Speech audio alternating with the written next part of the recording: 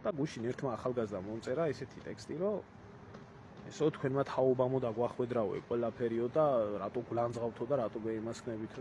ჩემ თაობას შვილო გიპასუხე. ჩემ თაობას შემც არაფერი არ დაუხვედრებია, იმიტომ რომ ჩემ თაობას საერთოდ 40 წლამდე საბჭოთა კავშირის ბოლო პერიოდში დაბადებული თაობა ვარ მე.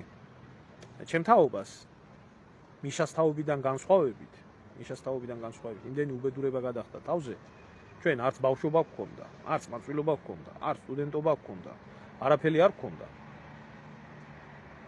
და ჩვენ წაგვართვეს ყველაფერი და ყველაფერმა ჩვენი თაობის კისერზე გადაიარა და ვინც თქვენ გასწავლით მაგ ყველაფერს, ჯენზის თაობა, ბუმერების თაობა და ამათი თაობა. აი ეს არის დამღუპველი, რომ თაობათა შორის ზიზღზე გაქვთ ლაპარაკი. თორე ჩემმა თაობამ გაიარა ნახა მხოლოდ და მხოლოდ საქართველოში ომიდან გრევა და უბედურება.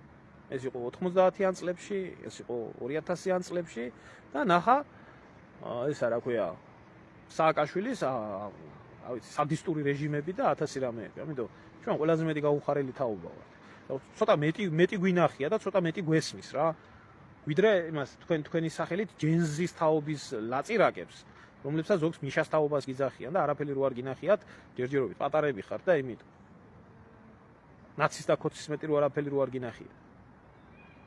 ჩვენ ჭრაკი ლამპაც ვიცით და აიფონიც ვიცით და თუ რამე გაქვს შესაკითხი, კითხვა დასვი და მე გაგცემ პასუხს და რასაც შენეძახი რომ ევროპაში განათლება გვინდაო და კაი ცხოვრება გვინდაო, კაი ცხოვრება თუ გინდა, შვილო ხელი უნდა გაანძრიო და შენ ქვეყანაში უნდა ააშენო ის რაც შენ გინდა.